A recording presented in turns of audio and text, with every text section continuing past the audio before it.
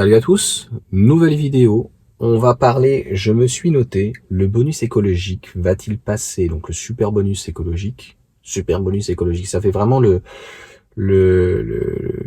lessive, la lessive. Est-ce qu'elle est plus blanc que blanc? Et si oui, est-ce que c'est transparent? Et ben là, est-ce que le bonus de actuellement 7 000 €, il va passer à 8 ou 9 000 €?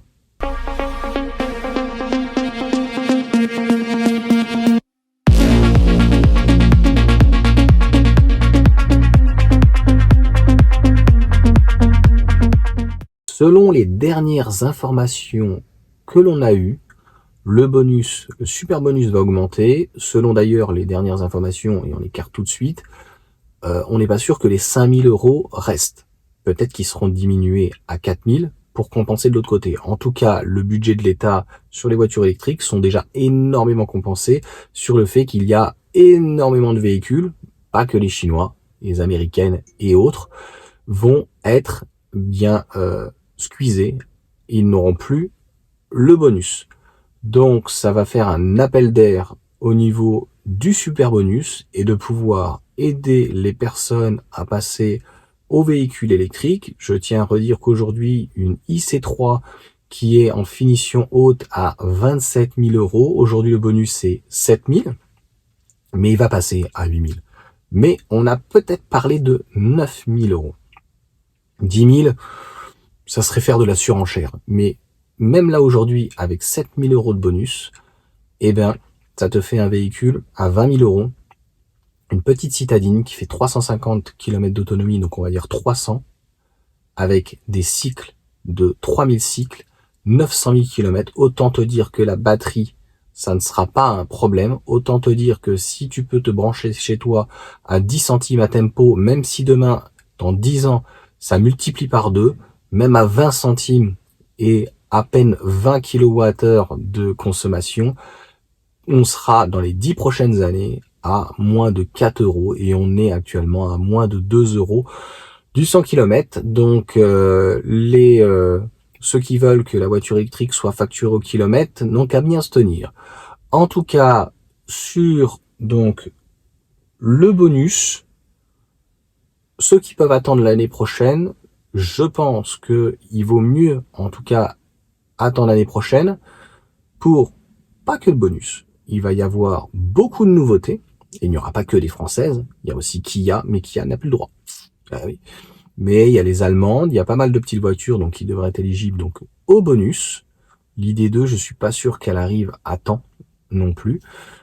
Et avec un bonus encore plus bonifié, donc un véhicule qui baisse par rapport aux dernières années de pratiquement 5 000 € et un véhicule qui est aidé au lieu de 5-6 000 à hauteur de 8-9 000, et ben je pense que, c'est même pas je pense, je sais, et ça c'est encore un autre débat, que clairement toutes les citadines en électrique, avec notamment et surtout le super bonus, mais pas forcément que, seront moins chères que leur version thermique, hybride ou hybride rechargeable. Aujourd'hui, si on prend nos françaises, une 308 et une Mégane, on va dire qu'en milieu de gamme, on est à 45 000 €. Avec un bonus, super bonus de 7 000, ça fait 38 000 € une Mégane ou une 308. Et c'est absolument beaucoup trop cher. Par contre, une 208 ou une Clio, entre guillemets, finition haute, on va dire qu'on est aux alentours des 25 000, entre 20 000 et 27 000 maximum, je crois qu'elle est à 27 000 en finition alpine et en hybride 140 chevaux, 145. Clairement, 25 000 quand l'autre va être à 30 000 moins 7, elle sera moins chère. Et là, les gens, j'aime pas dire ce mot-là, mais eux, en haut, ils nous appellent comme ça. Les derniers de cordée qui veulent vraiment donc les appâter sur les voitures électriques vont se dire, attends, je vais changer ma voiture, je l'ai depuis 5 ou 10 ans, ou j'ai un leasing, ou ça y est, mon crédit c'est fini. Je veux repartir sur chez Renault, ma Clio, et puis ça va dépendre du vendeur. Si le vendeur est bon, il va écouter, voilà, on a la R5, et vous avez le choix, mais la R5 est moins chère. Vous avez la possibilité de recharger chez vous, ou de recharger au travail, ou ailleurs, ou sans problème, ou sur une borne. Bon, et ben voilà. Donc, c'est ce à quoi va servir le bonus l'année prochaine. Et on peut clairement pas dire que l'État fait les choses à moitié. Pour une fois que c'est du crédit d'impôt qui sert quand même pour quelque chose, c'est du concret, c'est pas des financements pour des subventions de forêt ou des trucs de bourgeois, c'est du concret, c'est pour une voiture, c'est pour se déplacer, c'est pour les gens de tous les jours.